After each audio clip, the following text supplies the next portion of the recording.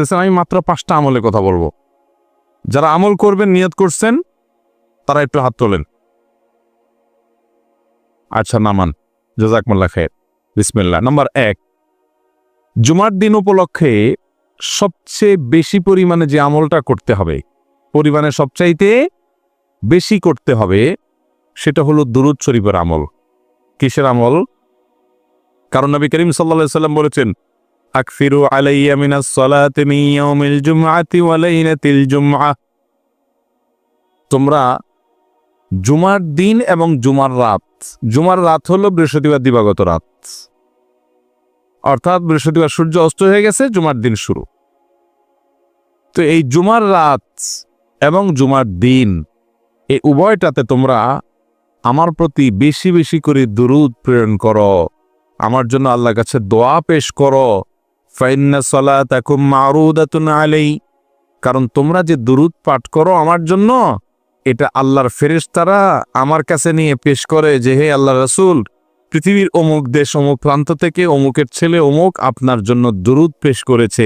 এটা তোমাদের এই রিপোর্টটা আল্লাহর ফেরেশতা আমার কাছে বলে, উপস্থিত করে। এই জন্য তোমরা জুমার দিনে আসলে বেশি বেশি করে দুরূদ পাঠ করবা। দুরূদ হলো নবী সাল্লাল্লাহু আলাইহি ওয়াসাল্লামের জন্য দোয়া।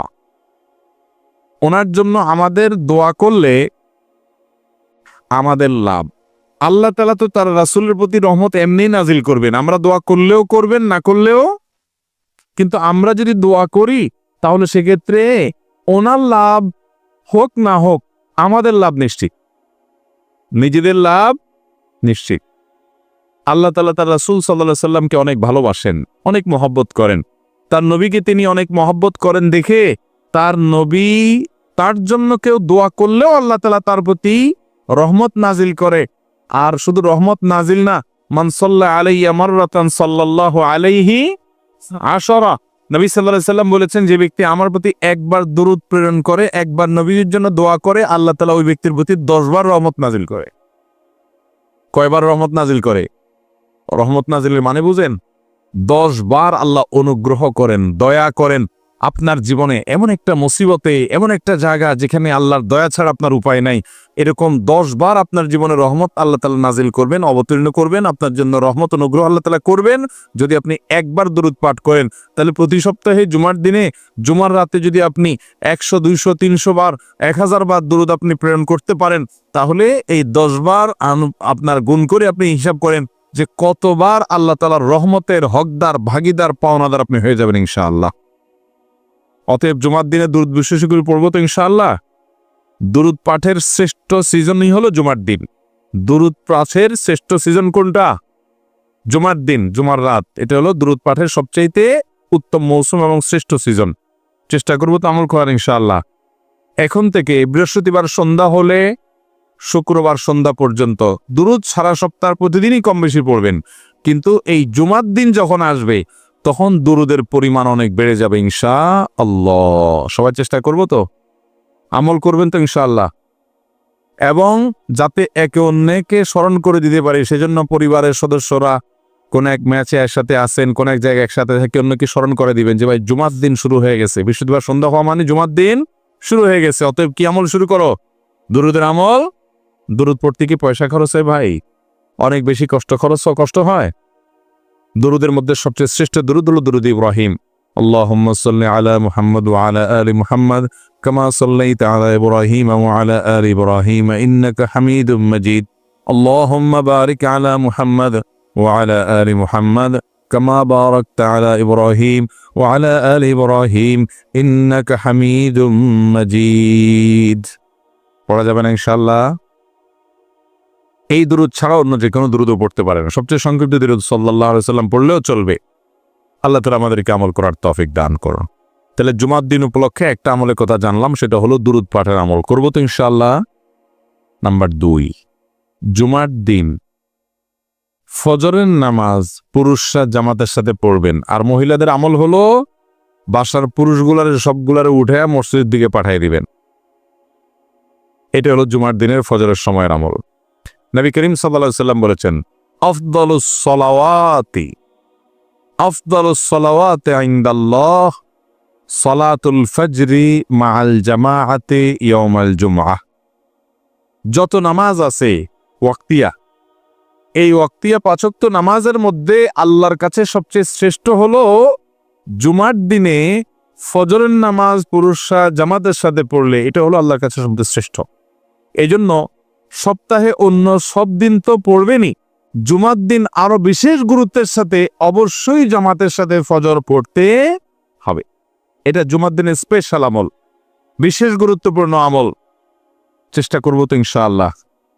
কিন্তু শুক্রবারে ফজর নামাজ পড়াটা অন্য দিন ফজরের চাইতে বরং আরো কঠিন হয়। কেন কঠিন হয়?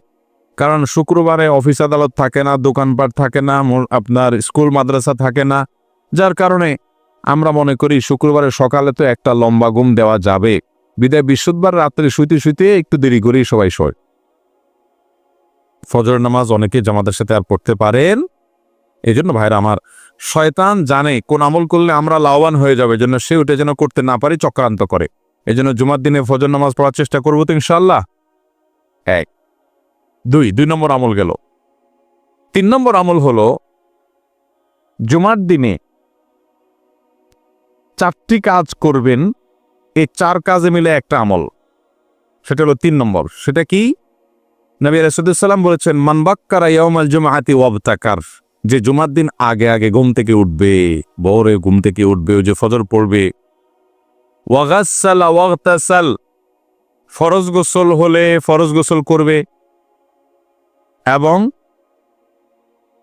উত্তম রূপে গোসল করবে জুমার দিনের জন্য। এবং ওয়ামাশা ইলাল মসজিদি ওয়ালাম ইয়ারকাব, পায়ে হেঁটে মসজিদে যাবে, বাহনে চড়বে না। ওয়াদানা মিনাল ইমামি ওয়ালাম ইয়ালগু, ইমামের খুব কাছাকাছি গিয়ে বসবে, আগে আগে যাবে, ইমামের একদম কাছাকাছি গিয়ে বসবে।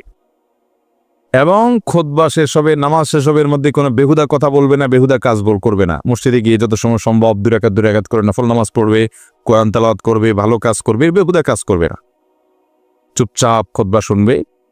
এই 4 কাজ যদি কেউ করে, আবারও বলি 4 কাজ কি কি?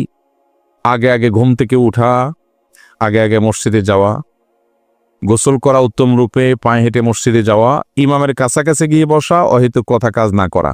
এই 4 কাজ যদি কেউ করে, নবী করিম সাল্লাল্লাহু আলাইহি ওয়াসাল্লাম বলেছেন, আল্লাহ রাব্বুল আলামিন তাকে এই কাজগুলোর বিনিময়ে, সে যে বাসা থেকে মসজিদ পর্যন্ত আসলো, প্রতি কদমে 1 বছর রাত জেগে নফল নামাজ পড়া আর দিনে নফল রোজা রাখার সব আল্লাহ তাআলা তাকে দান করবে,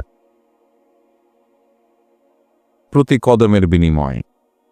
তাহলে আপনার বাড়ি থেকে মসজিদে আসতে যদি 200 কদম হয়, 200 কদম হইলে 200 বছর রাত জেগে তাহাজ্জুদ পড়া আর দিনভর নফল রোজা রাখা, টানা 200 বছর পর্যন্ত করা, এটার সব আপনি পাবেন প্রতি সপ্তাহে চাইলেই।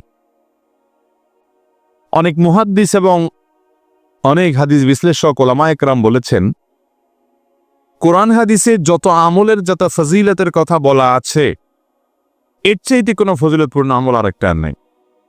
মানে এত বিপুল পরিমাণ সওয়াবের কথা অন্য কোনো আমলের বিপরীতে আল্লাহ ওয়াদা করেন নাই। তাহলে জুমার দিনের এই আমলটা করবো তো ইনশাআল্লাহ।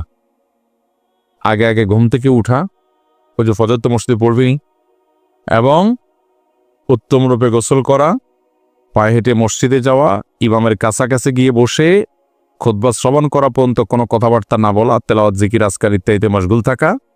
এই কাজটা যদি আপনি করতে পারেন, তাহলে প্রতি কদমের বিনিময়ে 1 বছর নফল রোজা, 1 বছর রাত জেগে নফল ইবাদত করা। 3 নম্বর কোনটা?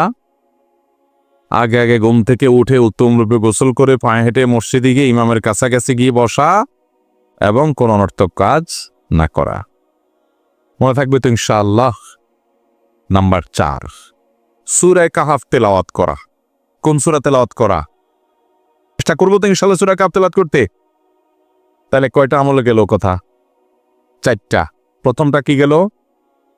দুরূদ শরীফ। দ্বিতীয়টা ফজর নামাজ জামাতের সাথে পড়া। 3 নম্বরটা ঘুম থেকে আগে উঠে উত্তমভাবে গোসল করে পায়ে হেঁটে মসজিদে গিয়ে ইমামের কাছাকাছি গিয়ে বসে খুতবা শোনা, অনর্থক কাজ না করা। 4 নম্বর সূরা কাহফ তেলাওয়াত করা। মাশাআল্লাহ, আপনারা খুব মনোযোগ দিয়ে শুনছেন, দেখা গেছে। আমল করবেন তো সবাই ইনশাআল্লাহ। 5 নম্বর হলো জুমার দিনে একটা সময় দোয়া কবুল হয়।